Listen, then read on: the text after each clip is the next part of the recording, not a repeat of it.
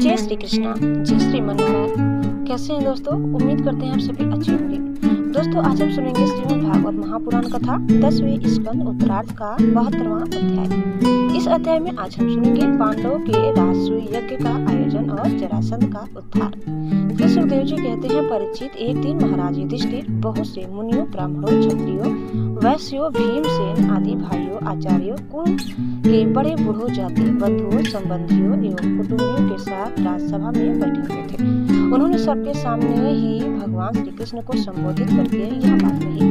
धर्मराज युधिष्ठिर ने कहा, गोविंद, मैं सर्वश्रेष्ठ राजसूय यज्ञ के द्वारा आपका और आपके परम पावन विभूति स्वरूप देवताओं का यजन करना चाहता हूँ। प्रभु, आप कृपा करके मेरा यह संकल्प पूरा कीजिए। कमल नाभ आपके चरण कमलों की पादुकाएं समस्त अमंगलों को नष्ट करने वाली है। जो लोग निरंतर उनकी सेवा करते हैं, ध्यान और स्तुति करते हैं, वास्तव में वे ही पवित्र आत्मा है। वे जन्म मृत्यु के चक्कर से छुटकारा पा जाते हैं, और यदि वे सांसारिक विषयों की अभिलाषा करें तो उन्हें उनकी भी प्राप्ति हो जाती है।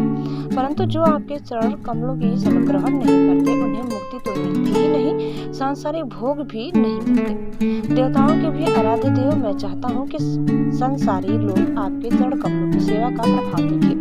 प्रभु, कुरुवंशी और सृजयवंशी नरपतियों में जो लोग आपका भजन करते हैं और जो नहीं करते, उनका अंतर आप जनता को दिखला दीजिए।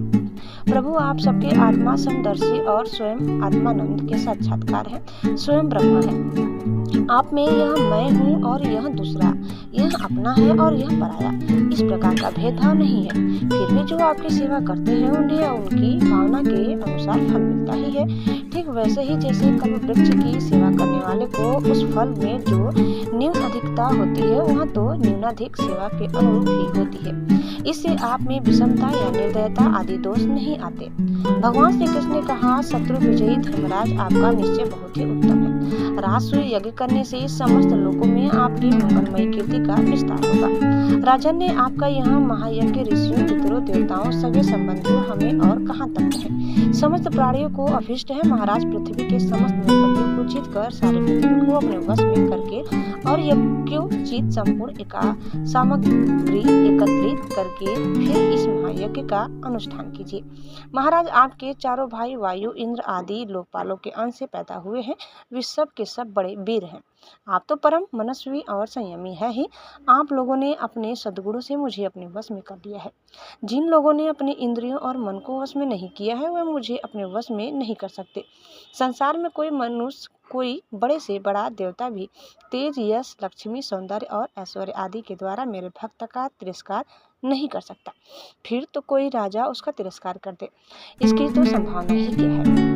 श्री सुखदेव जी कहते हैं, परीक्षित, भगवान की बात सुनकर महाराज युधिष्ठिर का हृदय आनंद से भर गया। उनका मुख कमल प्रफुल्लित हो गया। अब उन्होंने अपने भाइयों को दिग्विजय करने का आदेश दिया।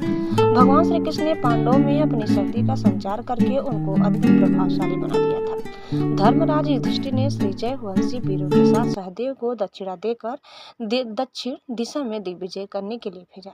नकुल को मत्स्य देशी वीरों के साथ पश्चिम में, अर्जुन को केकय देशी वीरों के साथ उत्तर में और भीमसेन को मद्र देशी वीरों के साथ पूर्व दिशा में दिग्विजय करने का आदेश दिया।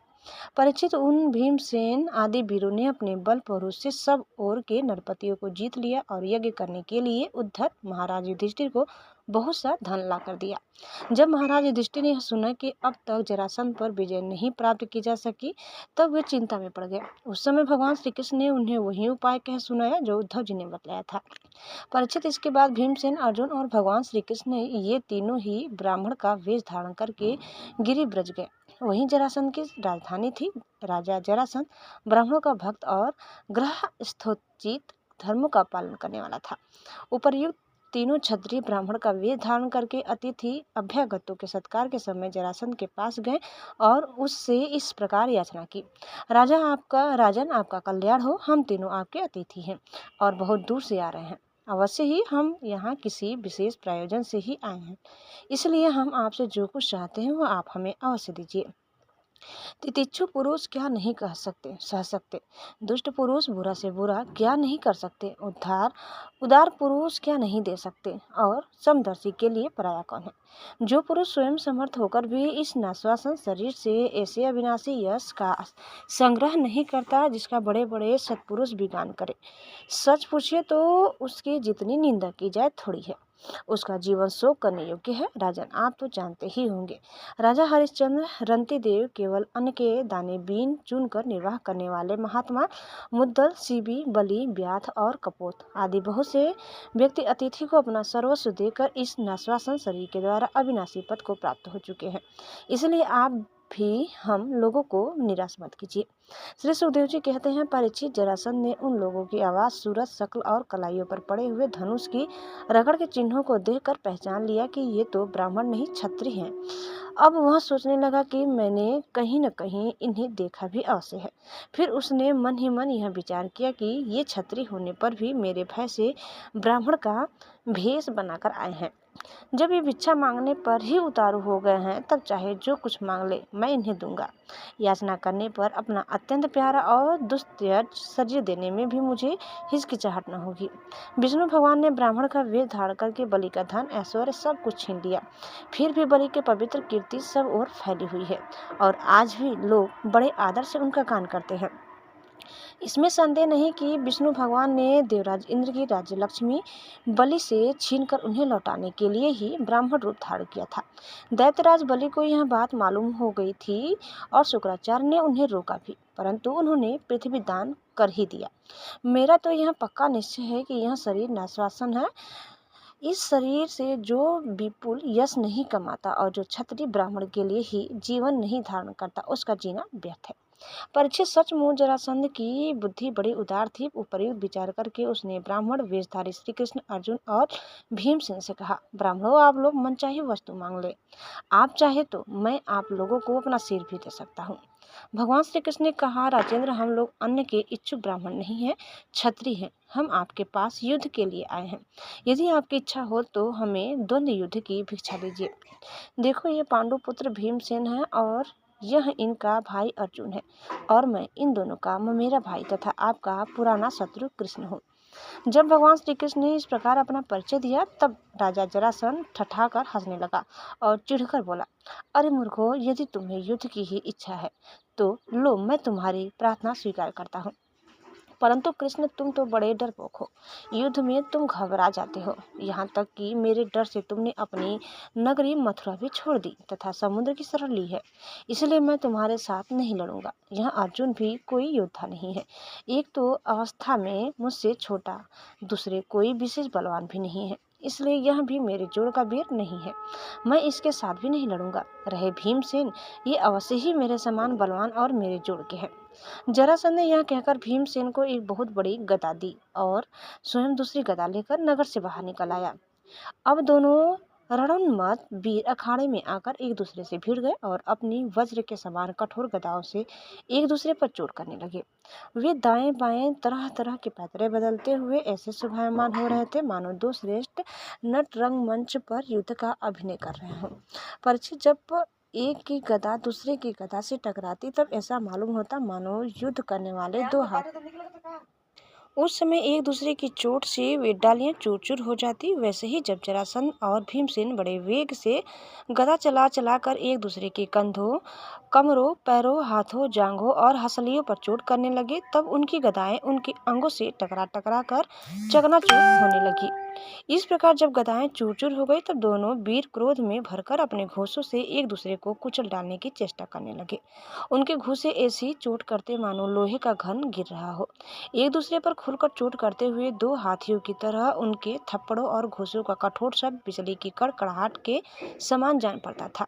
परीक्षित, जरासंध और भीमसेन दोनों की गदा युद्ध में कुशलता, बल और उत्साह समान थे। दोनों की शक्ति तनिक भी क्षीण नहीं हो रही थी। इस प्रकार लगातार प्रहार करते रहने पर भी दोनों में से किसी की जीत या हार न हुई। दोनों वीर रात के समय मित्र के समान रहते और दिन में छुटकर एक दूसरे पर प्रहार करते और लड़ते।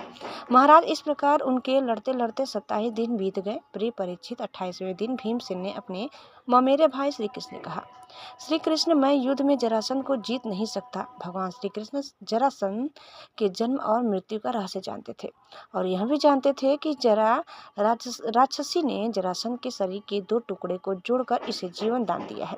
इसीलिए उन्होंने भीमसेन के शरीर में अपनी शक्ति का संचार किया और जरासंध के वध का उपाय सोचा।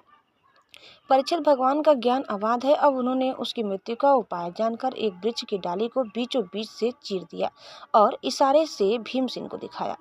वीर शिरोमणि परम शक्तिशाली भीमसेन ने भगवान श्री कृष्ण का अभिप्राय समझ लिया और जरासंध के पैर पकड़कर उसे धरती पर दे मारा। फिर उसके एक पैर को अपने पैर के नीचे दबाया और दूसरे को अपने दोनों हाथों से पकड़ लिया। इसके बाद भीमसेन ने उसे गुदा की ओर से इस प्रकार चीर डाला जैसे गजराज वृक्ष की डाली चीर डाले। लोगों ने देखा कि जरासंध के शरीर के 2 टुकड़े हो गए हैं और इस प्रकार उनके एक पैर, जांघ, अंडकोश, कमर, पीठ, स्तन, कंधा, भुजा, नेत्र, भौं और कान अलग अलग हो गए। मगध राज जरासंध की मृत्यु हो जाने पर वहां की प्रजा बड़े जोर से हाय हाय पुकारने लगी। भगवान श्री कृष्ण और अर्जुन ने भीमसेन का आलिंगन करके उनका सत्कार किया। सर्वशक्तिमान भगवान श्री कृष्ण के स्वरूप और विचारों को कोई समझ नहीं सकता। वास्तव में वे ही समस्त प्राणियों के जीवनदाता है। उन्होंने जरासंध के राज सिंहासन पर उसके पुत्र सहदेव को अभिषेक कर दिया और जरासंध ने जिन राजाओं को कैदी बना रखा था उन्हें कारागार से मुक्त कर दिया। तो दोस्तों, इस प्रकार कथा यहीं समाप्त होती है। उम्मीद करते हैं कि आपको हमारी आज की कथा जरूर पसंद आई होगी। कैसी लगी कमेंट करके बताइए। चैनल में नए हैं तो प्लीज़ लाइक, शेयर और सब्सक्राइब करना न भूलें। धन्यवाद। जय श्री कृष्ण, जय श्री मन नारायण। एक बार प्रेम से बोलिए श्री बांके बिहारी लाल की जय।